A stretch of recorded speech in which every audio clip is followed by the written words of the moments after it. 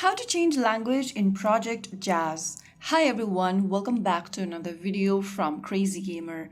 If you're playing Project Jazz and want to change the game's language, firstly open up the Project Jazz application on your device and from the main menu, tap on the settings button from the top of the screen. Inside settings, go to General and under General, tap the language drop-down.